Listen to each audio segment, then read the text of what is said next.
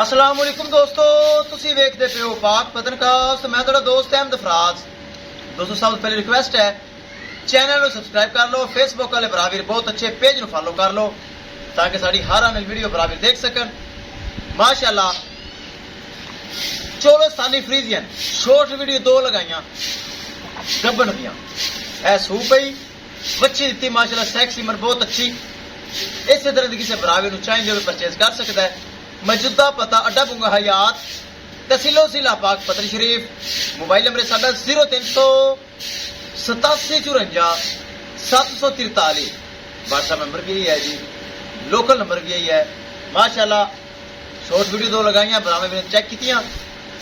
जिला उकाड़ा तो साडे को आया मेहमान बहुत अच्छा भाई पास करके पेमेंट दे के चले गए। ये उन्होंने माशाल्लाह भाई हैं ये लैके जा रहे हैं। गलबात करेंगे फिर करेंगे लोड़ी। आ जाओ जी। अस्सलाम वालेकुम। वालेकुम सलाम। की हाल है सर? ठीक हो? अल्लाह दा करो। की नाम है भरा दा? मोहम्मद मुर्तजा। मोहम्मद मुर्तजा।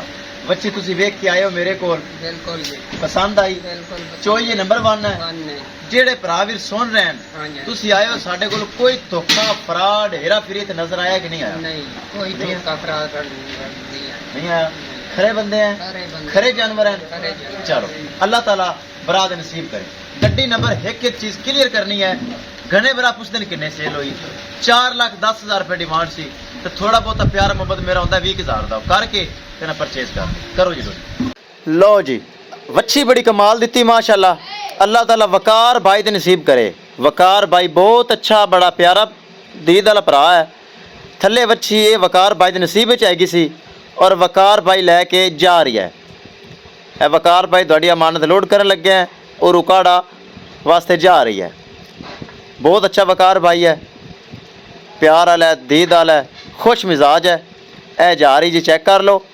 गड्डी नंबर एक एक चीज़ करिए क्लियर। किसी बराबर नूं मजीद जानवर चाहे तो वे रब्ता कर सकता है। दोस्तों पाक पतनकास्ट से जो चैनल लगता है, जो जानवर लगता है सेल होता है। जो भी जानवर इस चैनल लगता है सेल हो जाता है। ए चेक करना जा रही गारंटी वाला चैनल। वीडियो लगते नाल ही कल आनी शुरू हो जाती हैं, बयाने आने शुरू हो जाते हैं। अल्लाह पाक का लख लख शुक्र है।